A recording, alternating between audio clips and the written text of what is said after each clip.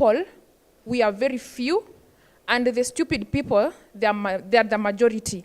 And they are trying so hard to silence the intelligent people, so that the stupid people cannot be criticized, cannot be questioned, and it is very unfair. We shouldn't be talking or debating about education. It's a matter of common sense in any state or in any government. Cynthia, according to you, who is the stupid person and the intelligent person in this conversation?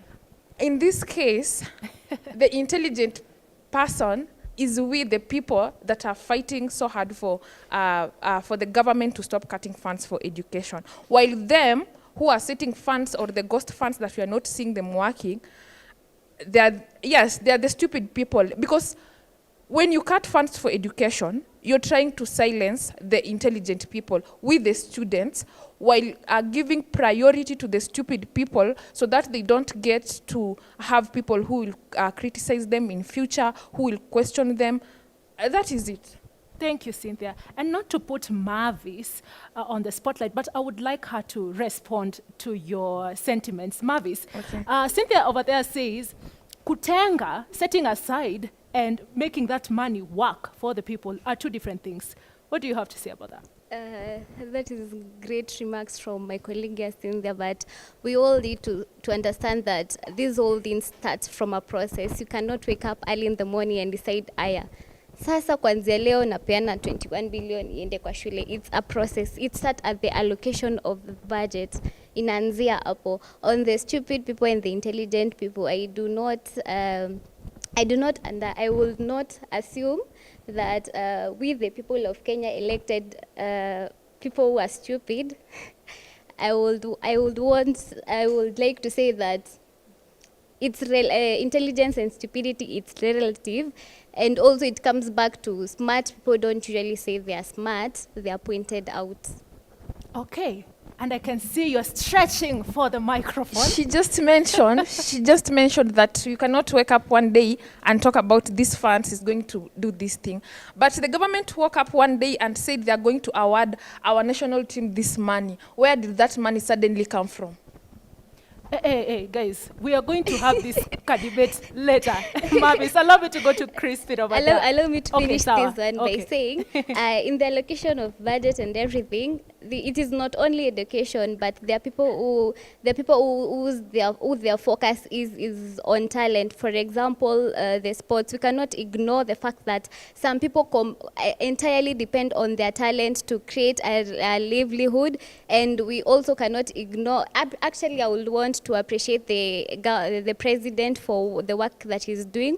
Kuinua Talanta, what we did there last time was very beautiful, and congrats to Harambee Stars. Thank you, Mavis. Thank you, Mavis. But let's stick to the education part of this conversation, yeah, guys. Crispin over there, what do you think?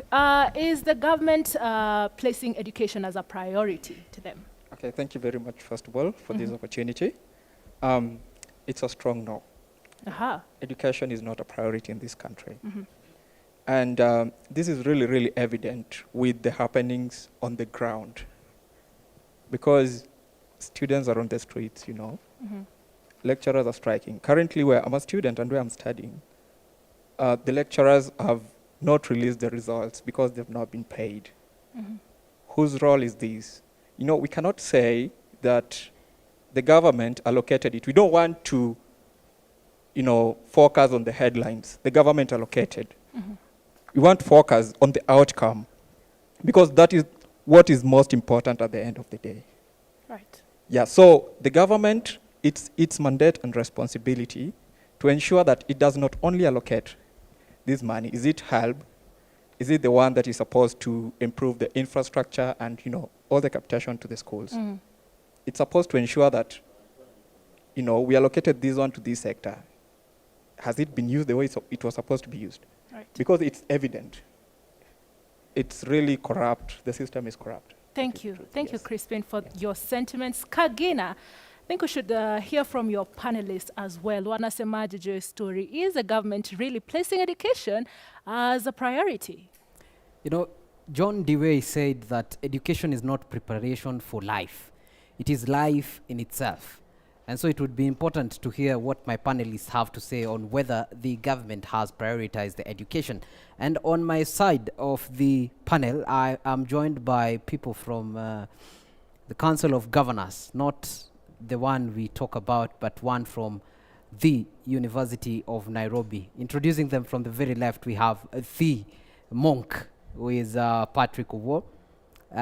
Welcome very much to K24. And starting with you, do you think the government has prioritized education? Thank you very much. The way we've said, I'm Patrick Owino, but I'm commonly known as the monk. I'm the chairperson Council of Governors in the University of Nairobi. I'm a final year student, a chemist by profession. Back to the question, I can assure and say this one with a lot of firm that education currently in Kenya is not a priority. And this one is seen that, the current government, and the government, when we talk about government, we talk about the president, because the president is the head of the government and is the center of everything. So when you look at the government or the president that we have been having, is not Dr. William Ruto is the first president.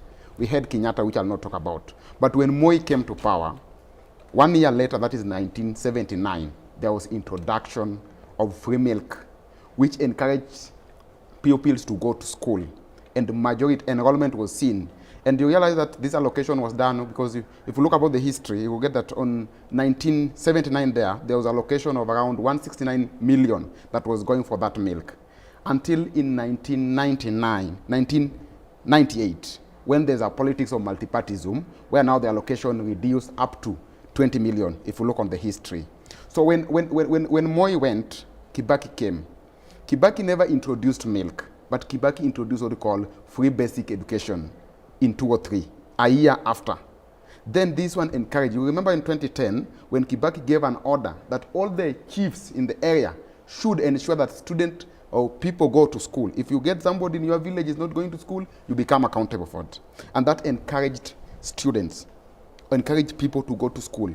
These current Gen Z who are learned are a product of Kibaki because of free education. Because that age was the age between 6 to 13. The pre-education. Then when Uhuru Kenyatta, the previous now, the government came, they never interfered with free education, free primary education, but he introduced what we call free secondary education. This is where the National Education Management System, the NEMIS came. And then there was the unique passcode identifier, the UPI, where now somebody in high school could be treated. Whenever you go to school, you are being treated freely.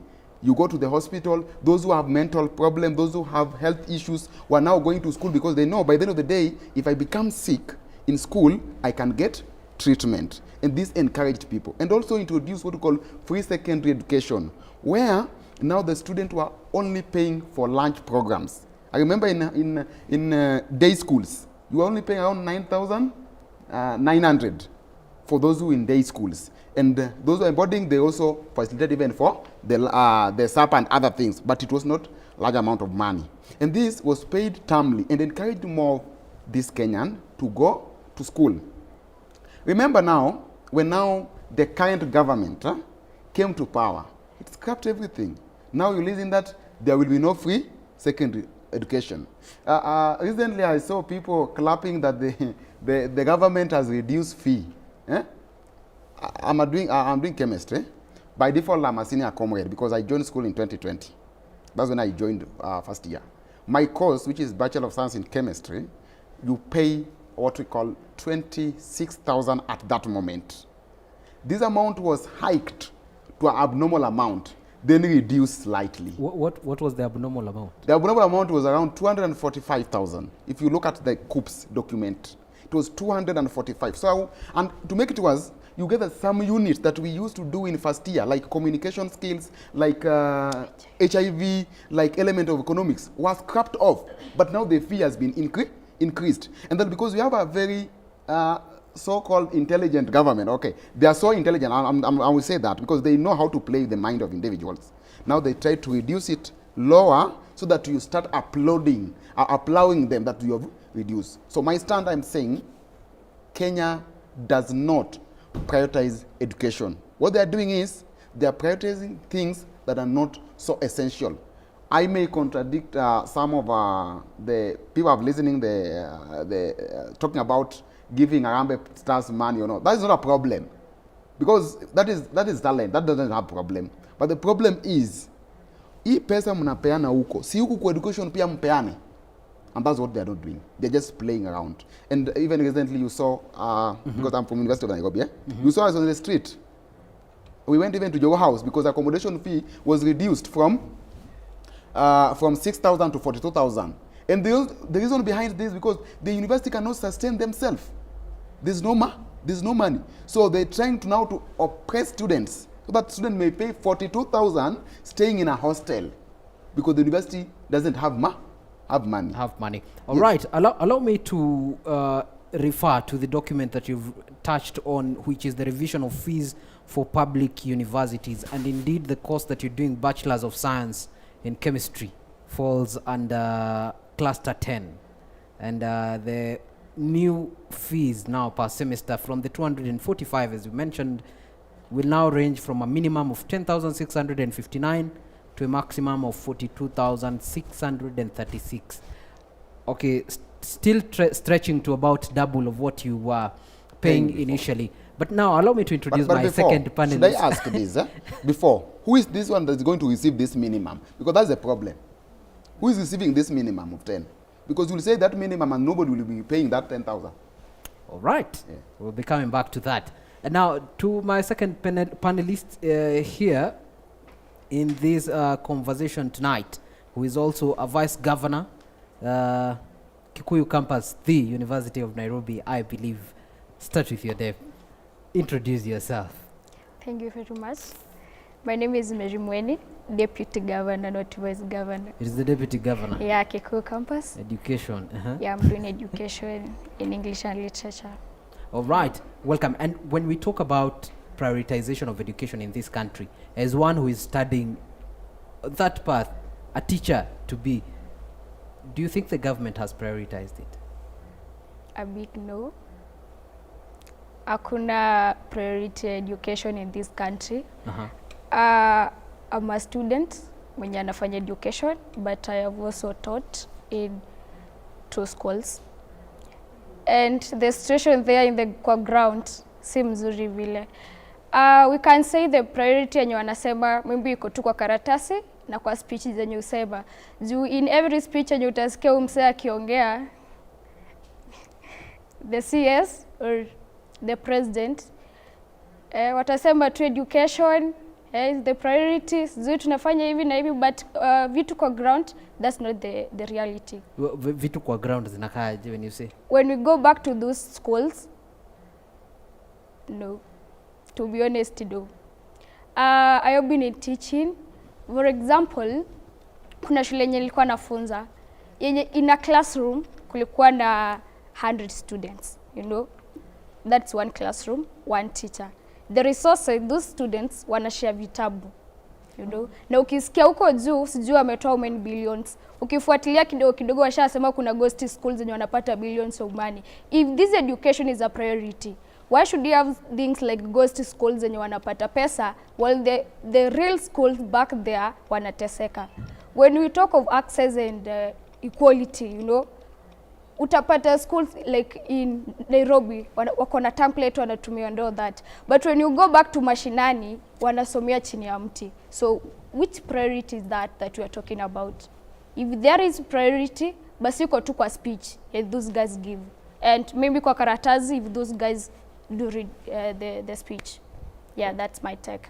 All right. And personally as a teacher, wakati unaketi unaangalia those before you in your career and you hear they've negotiated for a salary increment and a CBA na umepata an increase of 36 shillings, how do you feel? Nilikuwa na watch news jana, and honestly speaking mimi nilicheka tu. You tell me why tuko na watu they are called members of parliament wanapata so huge pesa mingi sana, na ukiangalia huko chini kuna mwalimu mwenye anapata 20k per month. This member of parliament is amezaliwa na mwalimu mwenye amemfunza kwa kwa darasa. If this government cannot give the teachers what they deserve, which priority are we talking about?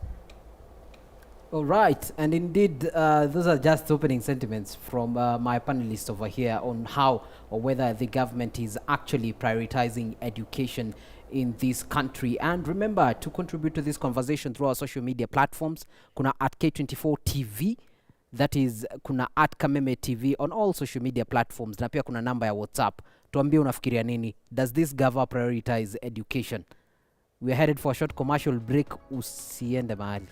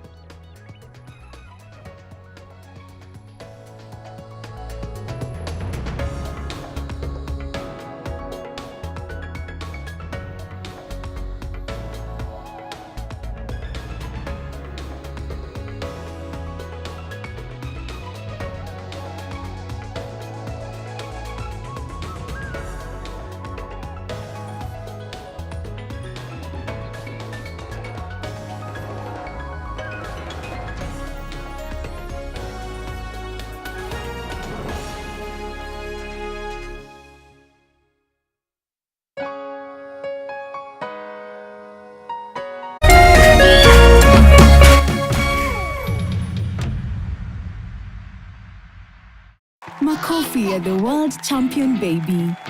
Na hii ni makofi ya Morphix, which absorbs the liquid 3 times faster na haiwezi leak even in 50 different movements. Renewed Morphix, ultimate quality. Gatano tareki 8 mweri wa kanana, kambuni ya Pwani Oil nĩ ĩgacera matura ma Kanjuko, Gĩcahomi, Gathĩgi, Kĩandiga, mwena wa Gĩthũngũri kũnyitanĩra na arĩmi arĩa maigaga ng'ombe cia iria. Nĩ magoka gũkuonia njĩra ya gũkama ũgĩtũmĩra Sour Milking Jelly, maguta marĩa makoragwo marĩ soft, magatigĩrĩra atĩ ng'ombe yaku nĩ ĩrakamĩka na njĩra njega ũũ atĩ ndĩngĩhitha iria. We mũrĩmi wa iria nĩ ũkeyumĩria wona ũrĩa maguta ma Sour Milking Jelly mokĩte gũkũguna ũrĩmi-inĩ waku. Nĩ Friday tareki 8 mweri wa kanana, kũrĩa Kanjuko, Gĩcahomi, Gathĩgi na Kĩandiga.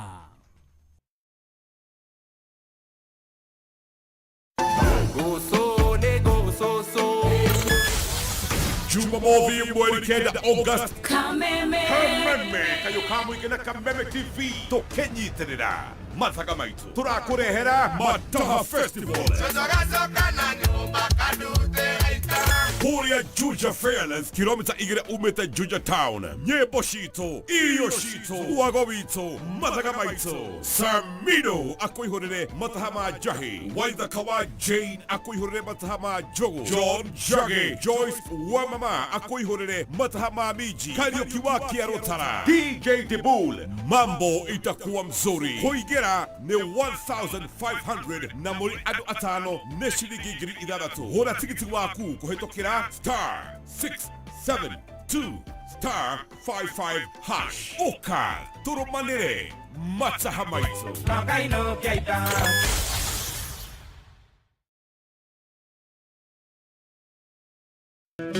Sahara Real Estate marakwira mwako uyu ndugathire utare na handu ngita haku tondu wina ciringi 180 cash wina broti very prime mwena wa Kithioko thiini wa Sahara Zuri Gardens Phase 3 iria cie mita 100 tu kuma Thika Garissa Highway na kurigania na shopping center. Wihike wigire broti Kithioko Sahara Zuri Gardens Phase 3 na ciringi 180 cash ninge no urihe kahora kahora. Ninge mena broti nge mwena wa Malaka Ngundo Road na thogora wa 595 wagũra cash. Ũhoro makĩria na kũbook site visit hũra 0716664455 kana ũcere wabici-inĩ Kamakis Greensport Towers 7th floor office F7. Zahara Real Estate, tũrĩehokeku. Hihi wĩna kĩũria kana woni wĩgiĩ ũmemerekia wa Kameme TV?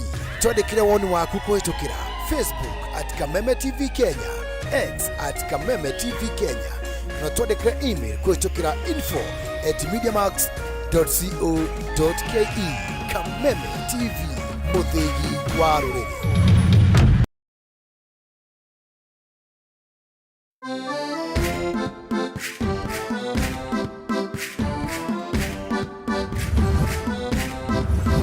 Kiumia gĩkĩ tabarĩra-inĩ ĩno tũrakũrehe hakuhĩ na gũkinyanĩria kĩroto gĩaku na gũkũrehera nyũmba o ũndũ ũmwe na mĩgũnda ya raithi ĩrĩa ũngĩgwatĩra ũhũthũ wĩ ta mũgũri kana mũigithia wa mbere. Oho nĩ tũkũnyitanĩra na mũtaaramu wa mbeca akũiyĩre thiri cia ũrĩa ũngĩkomberwo mbeca raithi. Thutha-inĩ tũingĩre kona ya ũgemu nĩguo ũheo motaro ma ũrĩa ũngĩbanga na gũthakaria nyũmba yaku hamwe na mangĩ maingĩ.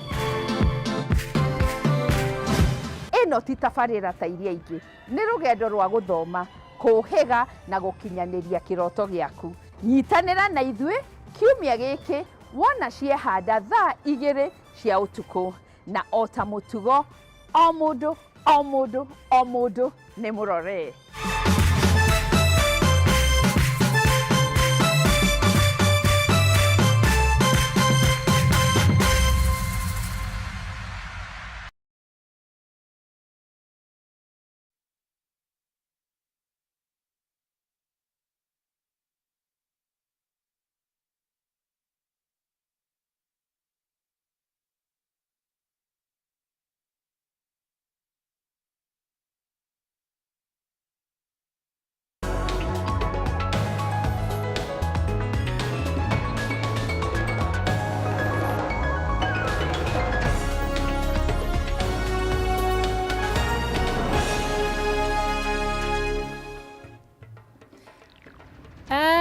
Welcome back. This is the Gen Z Manifesto, where our core business ni kuongea itutoke, and tonight we are asking one very simple question: is education a priority in this government?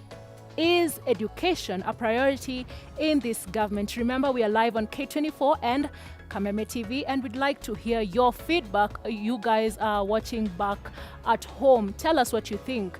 Is education a priority in this government? Now, let me get back to my panelists over here. We have a political analyst in the building, Kelvin. You're looking very dapper. Welcome to the show. Tell me what you think, yeah? Is education a priority here? All right. I think we are living in a country of promise after promise. And not even promise. We even wonder if the promise gonna be satisfied or come to true one day. Whatever the government is speaking is totally different from what is happening. From the outlook of things, I think education is not a priority to this government.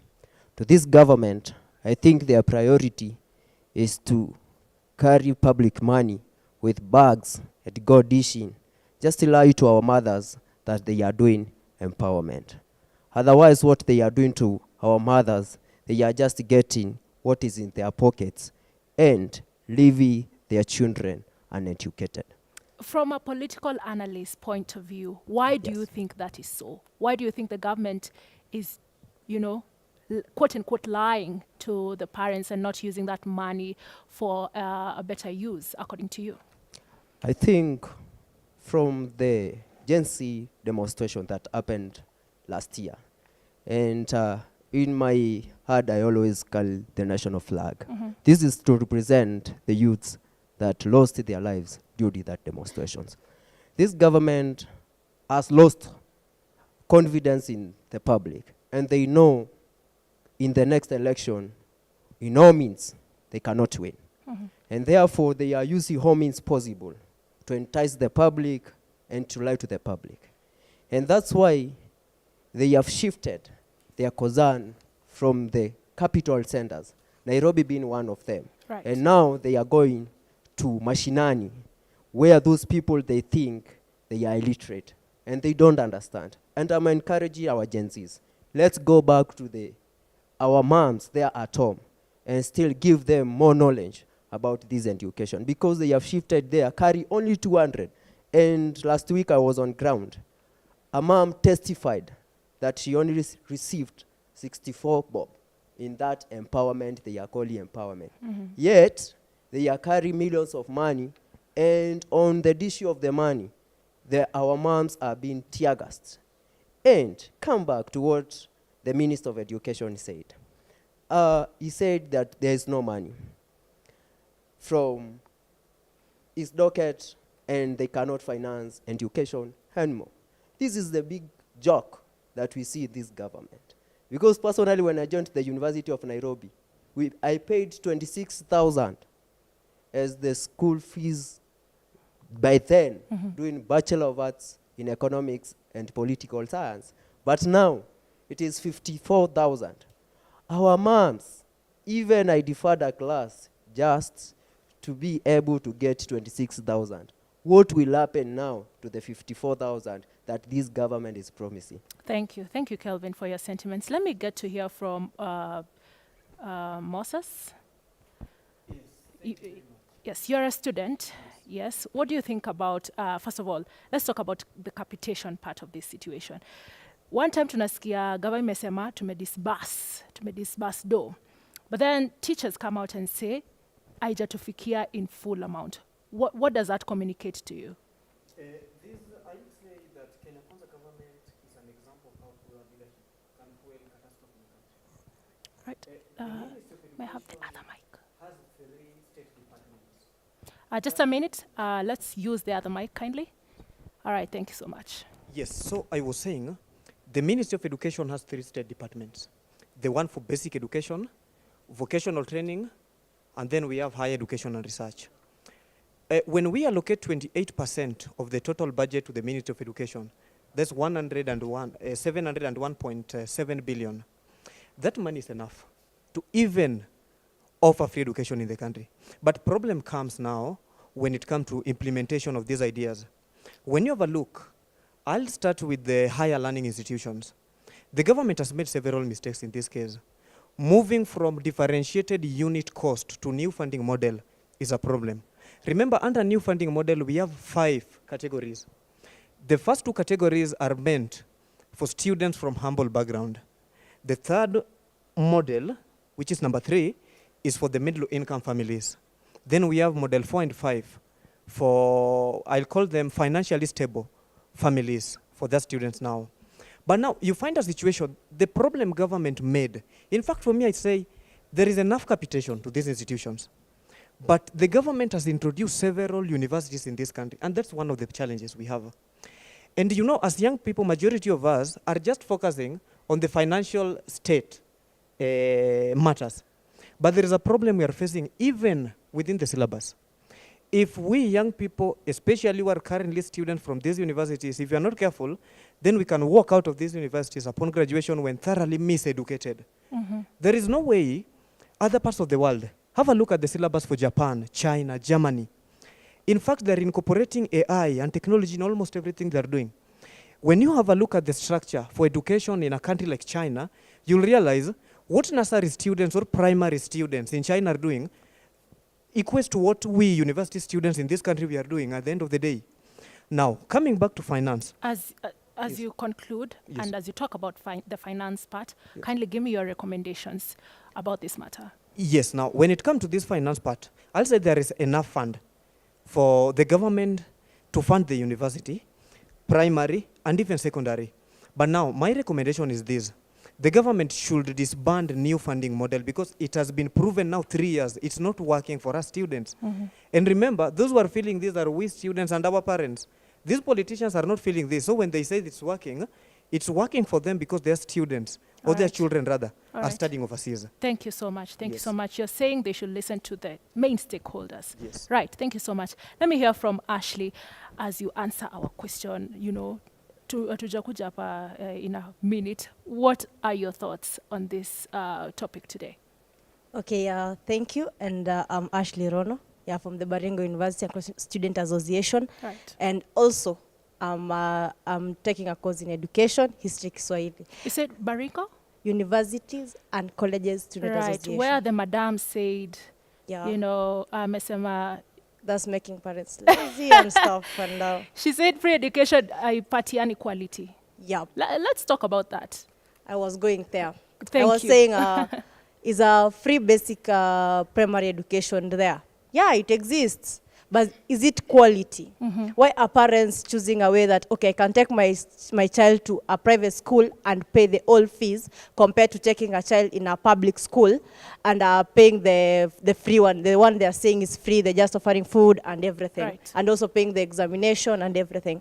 Well, you can come and say, I love how the CBC is because it's now shifting the idea to coming to financial literacy and all that, digital literacy and everything. But how many schools, how many public schools in Baringo, if I can talk about Baringo, because you'll find you find kids there standing under a tree. People are fundraising around the area to build schools for the students and everything. For me, the quality is different because you'll find these teachers, I'll go to the field as a teacher, and I'm speaking from the teacher's basis. The teacher goes to school the whole day. He's being paid, he or she is being paid the amount of money you see them being paid, the way they go to the streets and complain each and every day. And that teacher, anachoka pia, unaona? Anachoka and everything. And there's this teacher and he's like, nafunza tu. There's no motivation for them. So what is the root cause of this then? The root cause of it, I think, is the implementation of those funds. The Right. funds are there. How do the funds being implemented? The system which works towards the fund being released and everything. Right. So we'll shift. I was asking myself, is it that we come and let the ministry focus on infrastructure or the content reforms, or we bring also the quality and the equality in it? So for me, until we bring the quality and the content reforms and the infrastructure, and we choose which one are we focusing on. Because you'll get me, I'm a student at the University of Nairobi. I pay my fees. And the much we have stayed, at now we're paying, I'm a victim of paying 54, and the other ones behind me are paying even more. Right. And you're going to the place and you're asking for your results, and they're saying the lecturers have not being paid. What's the essence of me paying my school fees? Okay. Yeah, I think I can wrap it up there. Yeah, thank you so much. Let me hear from Ken, SecGen UDA Youth League. Talk to us. Okay, thanks for this platform first. I'm Koech Ken, UDA Youth League Secretary General. As a country, first we must agree that we have had a problem on education sector. It hasn't started from this government. We have had it even with previous government concerning the introduction of the CBC, the shortage of teachers in our institutions, and we must commend the government in the positive things that they have done, and the negative side and maybe the problems or challenges that we are facing. We must come out and bring the solution, not just complaints. And one, we must recommend the government on the employment of teachers, mostly the young people. And I think for 6,000 they have been employed so far. And by January, I think 20,000 will be put into permanent and pensionable. Those currently who are the interns. On the problem, there is a issue raised by my sister concerning our students studying under the trees. Right. And the problem is true, is correct. I think I was going through the social media of, was it Baringo? And we had some people studying under the trees, and the problem has been directed to the president directly. Yet we all know that the education sector under the nursery level is underdeveloped. It's under government, under the leadership of governors. But he is the head of government, he is the head. truly. He is the head, yes. But the challenges being faced by the students directly is not under his category. Yeah. For instance, the nursery pupils are under the county government. And the government has budgeted billions of money, which we, the youth and the young people and the parents and the teachers should complain to the governors. Right. So what would be your recommendations as we wrap up and take it back to Kagina? My recommendation is we must come out and give the governors the necessary solution that is needed first, which they themselves know, because they are around the counties. All right. As I conclude, we are running out of time, guys. Please. We are running out of time. Kagina, I want to allow you to take it over kindly. Thank you, Ms. K. You know, Nelson Mandela said, education is the weapon with which we change the world. But it would be interesting to hear now that we've raised the several issues that are ailing education in this country in terms of even prioritization. What do you believe are the solutions? Thank you very much. But because before I give the solutions, I also want to advise that the problem with the youths is that some of us are becoming more puppets, and they are not even able to explain what is happening. Because now you cannot tell us that there's less negative part of this government. Let us be realistic. I don't know whether some of us are in payroll, because you know when you're in payroll, you are being tied not to speak on what is happening. The reality is the government of Kenya has failed to prioritize education, and that should be a fact. And it's very unfortunate that my fellow youth there is really stammering on how to say that. Government is unpopular. That's the reality. So let's go back to we have to embrace diversity of opinion. But in this case, yes, I'd be curious to hear what solutions you think would solve this issue. One, the government should bring back free secondary education. Let the NEMIS and the UPI number comes back. Let the student go to the hospital the way they used to go. Let the student only pay for lunch program.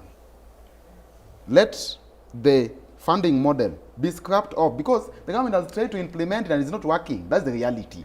Let us not be playing around saying what and what and what. The funding model has really failed. And what should be done should be scrapped off, because you cannot categorize people in the poverty. Why do you tell me I'm band 5 because I'm rich and there's somebody in band 1 who is poor, and we are sitting in the same class? You are bringing mental problem to students, because now they are seeing this is in band 5, meaning they have money. So they not concentrate. And that's why the university, you get that they have specific hostels to all students to stay unless you are capable. In high school, we have uniforms. So when you even bring this thing to high school, now there's band 1, band 2, band 3. Those band things has failed. So let it be scrapped off. Lastly, let the president, who is the head of the state, listen to youth. The problem with him is not listening. He's taking everything like politics. The way now we are talking about, he's thinking that this is politics. We are just politicizing everything. We are not politicizing. We're saying the reality, what is in the ground. Let the government have ears to listen to students. Yeah. All right. Let's hear from the deputy governor herself. Nice. I just have to say the government needs to go back to the drawing board and to look where things are not right. There is money. Pesa iko. Kama ni pesa iko. The question is, hii pesa inaenda wapi? We have the Minister of Education, tuko na TSA, tuko na KUPPET. There is a process after the money is allocated. Inapitia wapi? Inafikia shule kweli? Because at the moment, my campus, iko na debt ya 393 million, to be honest. That is a public institution, enye the students wanasomea. These are the youths, the future leaders of this nation. If the government cannot sit down and talk about education, then we are going nowhere. We need transparency, and we need the process. Ama huku kwenye hizo pesa zinapitia, we need accountability. You know, I'm shocked kusikia kuna ghost schools. Na kwa shule kuna kuanga na NEMIS. You know, hiyo pesa inapitia wapi, inaenda inaingia. Ilikuwa inaitwa Busia Nation ama ilikuwa inaitwa nini? The shule is not there. Like inapitia wapi, inaenda kwa account ya nani, imeingia kwa shule, na shule haiko. Transparency and accountability. Yeah, that's what I have to say. All right. And indeed, Ms. K, you can hear from this side, they are very brief and straight to the point. So allow for us to take the closing remarks from Patrick right here before we move over to you. Thank you very much. So what I would say, one, is that I kindly request the student of the University of Nairobi that tomorrow we meet at main campus to receive the new rates. That is just my own. That is my own. To receive the new rates. The new rates. The University of Nairobi is going to revise the accommodation fee after a long struggle. We have been struggling, fighting for accommodation fee to be reduced from 42,000 back to what it should be. So we are expecting tomorrow to receive the new rates. So I'm calling upon all the University of Nairobi students, whenever they are all over the country, to come tomorrow at main campus so that we receive the new accommodation rates. That could be my closing remark. Okay, closing remarks. Okay, I just have a request. I don't even if this is a request to the government of Kenya. The education, it is really suffering. And that is one of the sector enye ifai kuwa inateseka venye inateseka sahi. Ndio inashikilia the country, ndio inashikilia kila kitu. So the government of Kenya, led by the president, kindly check on that. Thank you. Right, from my end, Ms. K, that has been Mary Mueni, the Deputy Governor, Nairobi, the University Nairobi of Nairobi Kikuyu campus. We've also had Patrick Owino, who is also in the University of Nairobi, that is the main campus. To you, Ms. K. Thank you so much, Kagina. And before I close, I feel like my panel here has some burning issues. Just one person. I just need one person to speak. Cynthia, you may take the mic. Thank you so much. I'm seated here and something is itching me. In these times, it is very disgusting. It is very unfair. It is so lame for a youth to stand out and say that we don't have to blame this government. The previous governments have had these issues. I want to tell you something. He said he's the youth leader. I don't know UDM. I want to tell you something. Kibaki, the late President Kibaki, did not only sustain free education. President Kibaki built a whole foundation out of nothing. President Uhuru came and sustained for 10 years, he sustained free education. And I heard the president trying to bring all those qualities and praises, saying that I have the courage of so and so, I have the education and so and so. You don't praise yourself. You wait for the public to praise you. If you hear someone standing somewhere and praising himself, Kenya consists of more than 50 million population. Do you think that the 3-to-2 ratio complaining about the education, they are stupid or they don't know what they are saying? So let's stop these games of blaming one government or the former president or whatever. What did President Kibaki do to build a free education from the foundation? He's been in the government for 3 years, and all he's doing is to gather the praises of the former presidents and bringing them to himself. That is something we call some inferiority complex, a deficiency, a lame deficiency. You don't stand in public and you're trying to prove to us that you're working. If the government was truly working, we the people would be seeing these things happening. And we don't need them to tell us, I've done this, I've done that. And let's stop blaming each and every president or previous governments. We have a lot of things to discuss as a country. We don't have time to discuss something like education. It should be made free. Each and every person, children from both privileged families and children from less privileged family, should access free and quality education. You're talking of Baringo. Have you gone to Mombasa? We're talking of Mombasa. Go to those interior parts of Mombasa. Go to northeastern part of Kenya and see how people are suffering. See how the high school students are suffering. If you're telling us that we should blame the governor, the county government, do you think the president, these messages don't reach to the president? We see them coming up with other empowerment programs, other initiatives. Why have they left education behind? We don't need to be discussing about education as a country. We need actions. We have a lot of things to deal with as a country, and education should be the least. Because each and every state, a state that loves its children, should never cut funds for free education. Should never cut funds for education. This is not something we should be discussing about. We should be discussing about something else. It's a matter of common sense. Thank you, to the Cynthia. government of Kenya. Thank you, Cynthia. Wow. Ameongea ikamtoka, and that's where we'll end our show. So, they say education is like a crumbling building that needs constant upkeep with repairs and additions. So, as we close the show tonight, here are my 2 cents. The government so far has tried to repair it, polish it with new systems like CBC, CBE, and the new university funding model. However, there are visible cracks, huge cracks that are emerging with these new repairs. Ones we cannot afford to have as a country that has come so far education-wise. So, to the foreman, maybe opt to listen to the construction workers and investors when they report these cracks, because trying to paint over them is not a solution. And cutting costs for materials and supplies is also not a solution.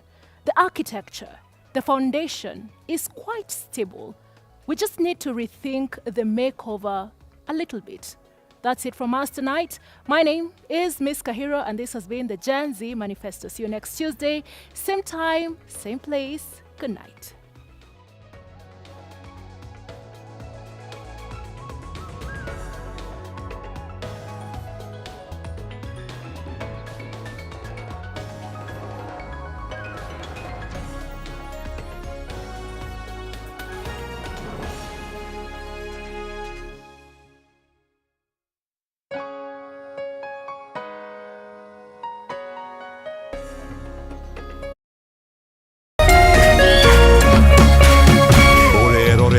Kameme TV.